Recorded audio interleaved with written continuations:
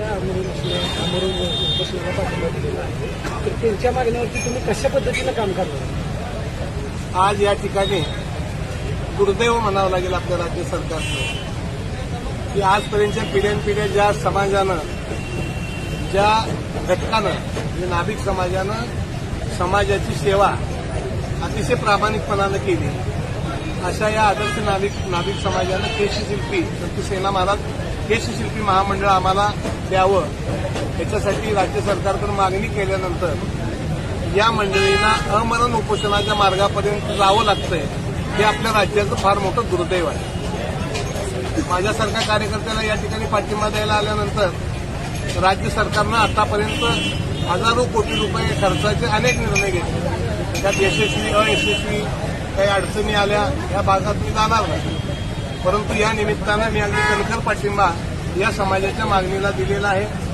मी नेहमीच उपेक्षित समाजाचं प्रतिनिधित्व करणारा कार्यकर्ता आहे. मी पदापेक्षा उपेक्षित समाजाला मदत करणं हेच माझं मोठेपण किंवा हेच माझं पद आहे असं मी कायम समजतो. आज या ठिकाणी ही समाजानं केलेली मागणी अनेक दिवसाची आणि अशी काही फार मोठी राज्य सरकारच्या तिजोरीवर फार मोठा बोजा पडल आणि राज्य सरकार काय अडचणी येईल असं काहीच नाही यामध्ये.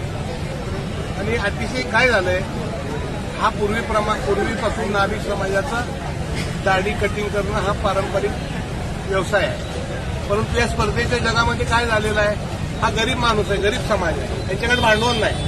मग आमच्यासारख्या टक्या भांडवलदारांनी कुणाला तरी पैसे द्यायचे, इतर तिकडून राजस्थानात उत्तर प्रदेशमधून माणसं आणायची आणि चांगलं नाव्याचं दुकान टाकायचं. मग या परंपरागत व्यवसायावर सुद्धा मोठ्या प्रमाणावर गदा आलेली आहे. आज तुम्ही मुंबईला पुण्याला गेल्यानंतर तिथं नाव्याचं दुकान दिसणार नाही. तिथं बाहेरनं बिहार, उत्तर प्रदेश, गुजरात आलेले आहेत. मी मुंबईचा अनुभव घेतला, पुण्याचा अनुभव घेतलेला आहे. मग या पोरांनी जायचं कुठं? भांडवल नाही, धंदा करायला पण भांडवल नाही स्वतःच्या परंपरेचा. म्हणून राज्य सरकारनं हे महामंडळ करणं ही अतिशय काळाची गरज आहे आणि याच्यासाठी महामंडळ करायचं आहे. उगं कुणीतरी महामंडळ मागितलं म्हणून आम्ही मागितलं असं काही ह्या समाजाचं नाही. आणि म्हणून मी या ठिकाणी यांना सांगितलंय की मी सत्तेपेक्षा संघर्ष करणारा कार्यकर्ता आहे आणि मी या समाजाला आज या ठिकाणी शब्द देतोय की हे महामंडळ होईपर्यंत जेवढी लढाई करावी लागेल त्या सगळ्या लढाईमध्ये सेनापती म्हणून दीपक साळुंखे तुमच्या बरोबर असेल एवढा शेतकरी या ठिकाणी आपल्याला देतो. कारण शेवटी समाजाचं पोट महत्वाचं आहे. दीपक आबानं काय तर समाज मंदिर दिलं 10 लाखाचं, बापू ठोकळेने 15,000चं अमुक दिलं. एकत्रित बसायला ठीक आहे, समाजाच्या पोटाचा प्रश्न सोडवला पाहिजे, हे सगळ्यात महत्वाचं मी मानतो. त्यामुळे कुठं प्रसिद्धीपेक्षा काम मनापासून करावं, मग समाजाचे आशीर्वाद मिळतील, ही माझ्या आईची शिकवण आहे मला. आणि म्हणून नाभिक समाजानं मागितलेली मागणी अतिशय योग्य आहे आणि ही मागणी पूर्ण होईपर्यंत जेवढा करावा लागेल तेवढा संघर्ष पूर्ण करून हे महामंडळ आम्ही राज्य सरकारकडून घेतल्याशिवाय राहणार नाही असा ठाम या ठिकाणी मी संकल्प सोडून या ठिकाणी मी मुंबईला जाणार आहे. धन्यवाद. त्यांचं अमरण उपोषण मागण्या पूर्ण झाल्याशिवाय ते सोडणार, तर साधारण किती दिवसात तुम्ही त्यांना न्याय देता? मी आता सांगोल्यात आहे. मी जरा खरं आणि बरं बोलणारा माणूस.